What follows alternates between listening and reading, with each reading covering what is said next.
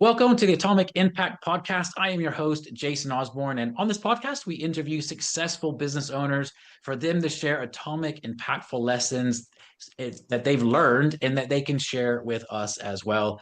As always, this show is sponsored by the LinkedIn Reverse Podcast Method, the new way to close deals that doesn't rely on any of the old traditional methods that everyone hates. We use this method to book 26 qualified leads and sales calls in 10 days without any ad spend, outreach, or endless social media posting. To find out more, direct message me on LinkedIn and have a chat. That's Jason A. Osborn, and that will be in the show notes below as well. Today's guest is Will Ramey. He is the owner of Shared Leadership, where he provides leadership and team development workshop facilitation and speaking events. So it's great for you to be on the show today, Will. And I want to start off with a question that I love asking to start off with, and it is this. If you had a time machine that you were able to go back and give the younger version of yourself when you were first starting your business, what's the number one piece of advice that you'd give yourself? Yeah, Jason. I mean, that's a great question. I think for me, it would be to niche down more. When I first started out, I was trying to be everything in the entire space, and the leadership and team development space is a huge ocean. So I was really upfront. I was excited to do anything and everything. So I got my doctorate, I got my coaching credential, I got my hands in workshops. I was trying to do speaking. I was trying to do all these different avenues at the start.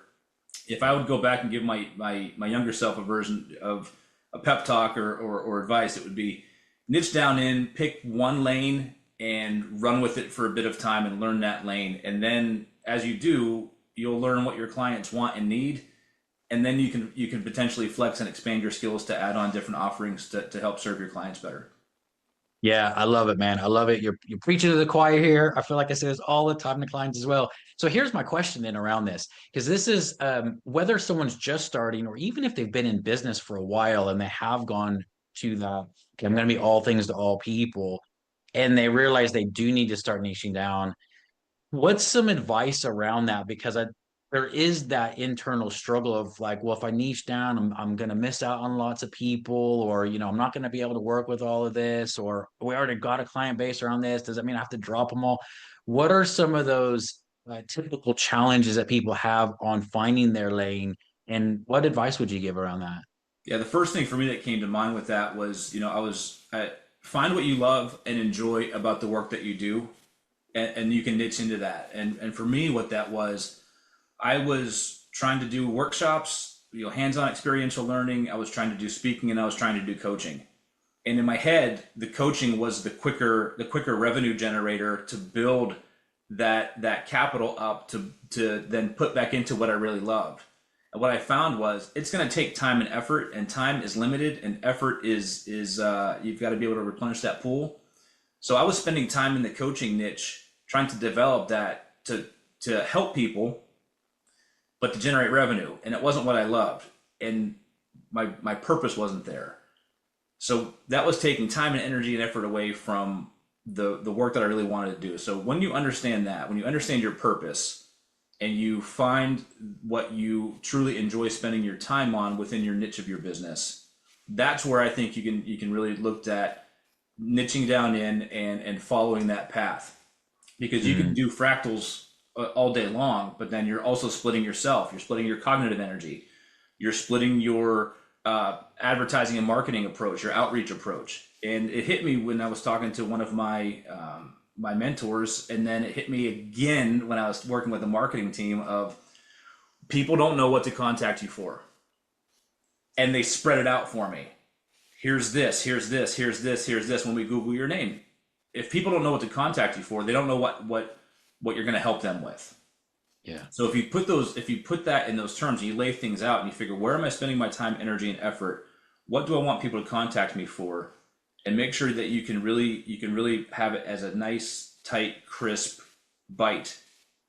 Then it's clear, and Yeah. that's where you'll find you'll get into those flow states. You'll have that energy, you'll have that effort, and it won't feel as much like work as it does if you're spending time in things that you enjoy. Yeah. Yeah. It's amazing. So I'm curious now, what is that thing that you found that just helps you get in that flow then? Because it was coaching that felt like it wasn't quite there. What is that thing? Yeah, for me, it's my hands-on experiential learning workshops. When I am in the room with a group, with a team of people, with a group of executives, with a group of leaders, and I am helping them connect those dots, those aha moments. I like that blend of engaging, educating, and entertaining.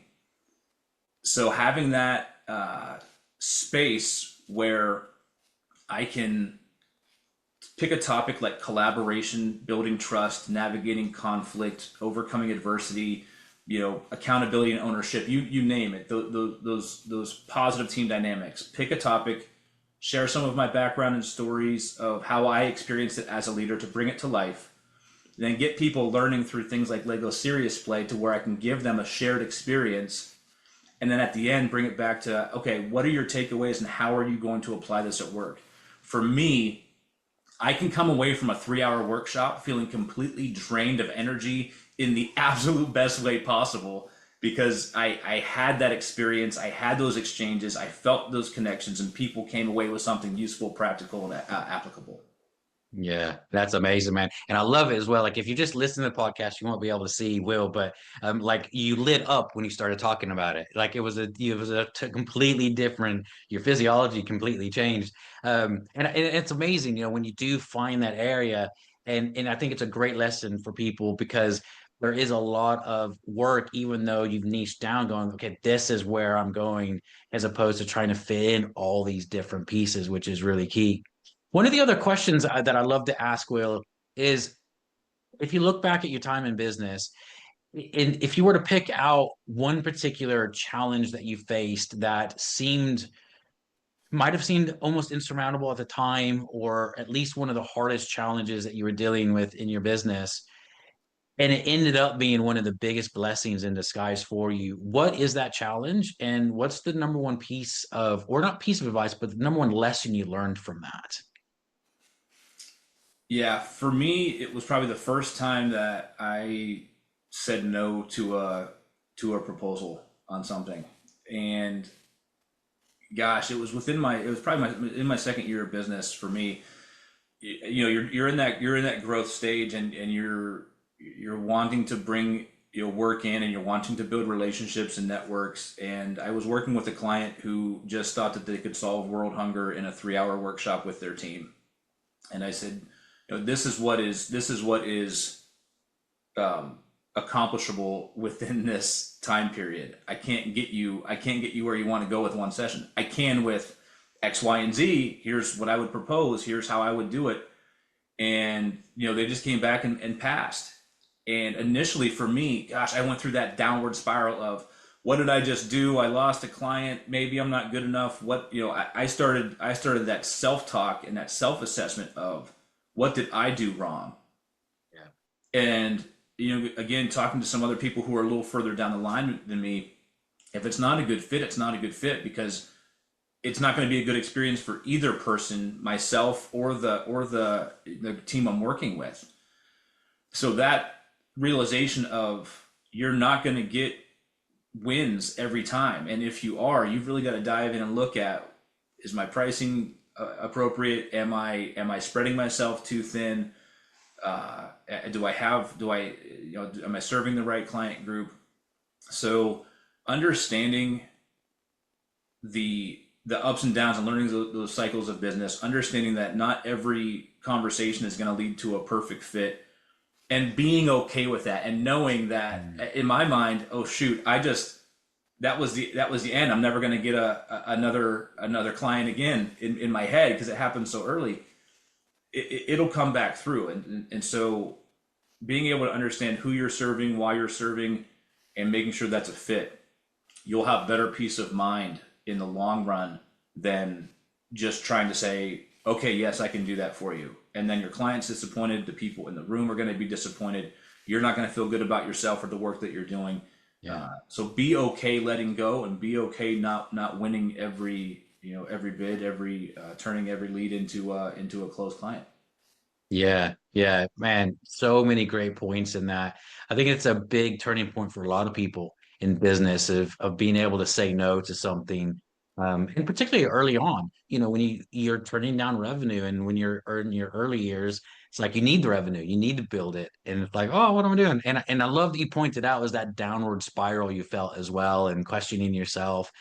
Really great tips. I think every business owner goes through that multiple times in different areas as they continue to grow and develop. So, um, when you look at the overall landscape of the work that you do, are you finding any particular like trends or challenges that businesses are facing currently? And if you could give like one piece of advice or lesson around that to help them out, what would that be?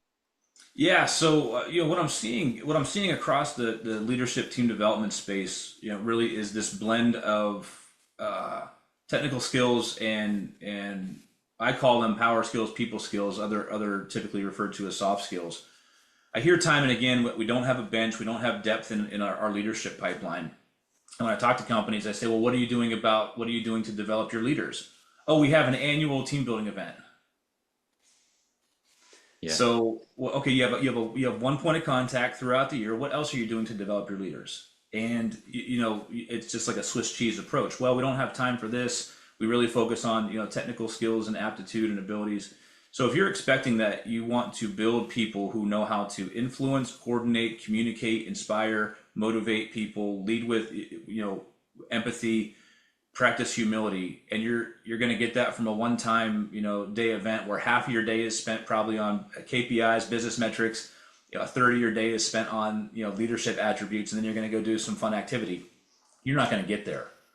Yeah. So what I'm seeing start to pick up a little steam is I'll call them micro learning events.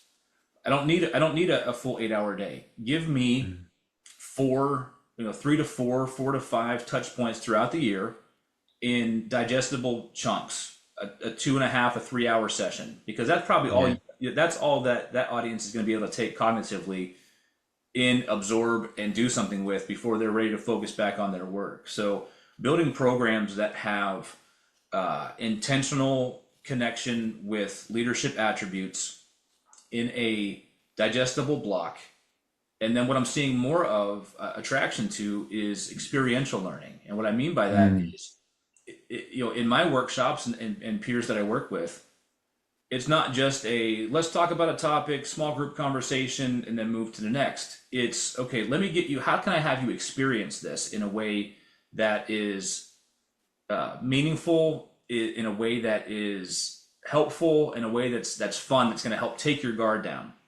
So Yeah. what I practice is Lego serious play, as well as a couple other methods where you're going to get this tactile, kinesthetic, constructivist approach to learning, where we're going to talk in abstract and we're going to build things with our hands, and we're going to give you an activity around a topic to help you express things better, to help you connect to people better, to help you see things better. And then all of a sudden, what you see is people have a desire to share their experience, to share their story, to share their why.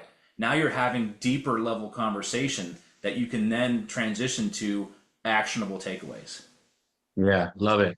Love it, man. That is absolutely brilliant on the way that your approach is with it. And you're absolutely right. The 1 year approach to things, and then people wonder why there's not cohesiveness amongst their teams and leadership. So it's great that you bring in these micro learning events and stuff, which is absolutely brilliant. Well, Will, if people want to find out more about you, is there a website or a best way to contact you? Oh, 100%. So my work, about me, a little bit about my story is on my website, drwilliamramey.com. I'm highly active on LinkedIn, Dr. William Ramey, and then you can check out. I just started dabbling in Instagram a little bit for business, Will Ramey one, and then always, if you're interested in more learning, I've got a small podcast, a solo show, Leadership Decoded podcast on YouTube, Spotify, Apple, wherever you find your podcast at. So if you're interested in that as well, you can find me there. Amazing, amazing. Well, Will, thanks so much for being on the show. It was great having you here. And as a reminder, this show is sponsored by the LinkedIn Reverse Podcast Method, the new way to close deals that doesn't rely on any of the old traditional methods that everybody hates. To find out more, direct message me on LinkedIn to have a chat. It's Jason A. Osborn, and that will be in the show notes below as well.